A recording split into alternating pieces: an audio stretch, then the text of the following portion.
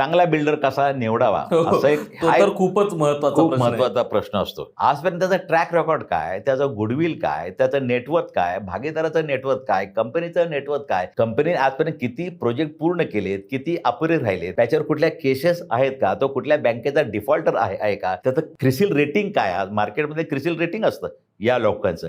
त्याचा due diligence, हा जो कॉन्ट्रॅक्टर आहे, हा जो बिल्डर आहे, याचं ड्यू डिलिजन्स सोसायटीने केलंच पाहिजे. आणि त्या ड्यू डिलिजन्स मध्ये त्याचं सगळं येतं. इन्कम टॅक्स हे येतं, कुठं डिफॉल्ट आहे, कुठं कन्सेशन आहे, किती वेळा फाईन झालं, किती वेळा हे झालं.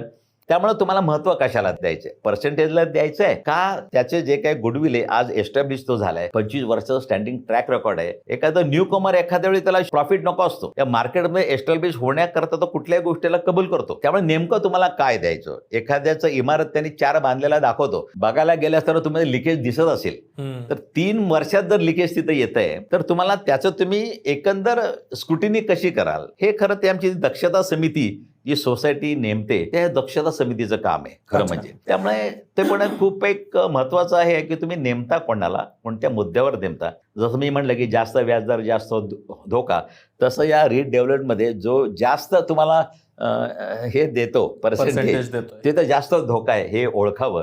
कारण का त्याला एक तरी तो लॉस करत नाही, तो क्वालिटीमध्ये तरी कॉम्प्रोमाइज करतो. त्यामुळे तो कुठेतरी तुम्हाला तो कॉम्पेन्सेट स्वतःचा करून घेतो, कुणी लॉस करून घेत नाही. त्यामुळे हे त्याला शक्य आहे का, त्याच्या भूमिकेत जाऊन जर विचार केला तर काय रिझनेबल आहे. त्यामुळे रिझनेबल हा शब्द खूप महत्वाचा आहे. मला रिझनेबल काय आहे तेवढं मिळायला पाहिजे. आणि मग हे सगळं करून नुसतं तुम्ही जाहिरात देऊन उपयोग नाही, टेंडर बीड प्रोसेस वापरून उपयोग नाही, त्याचं स्क्रुटिनी पण खूप महत्वाची असं मला वाटतं.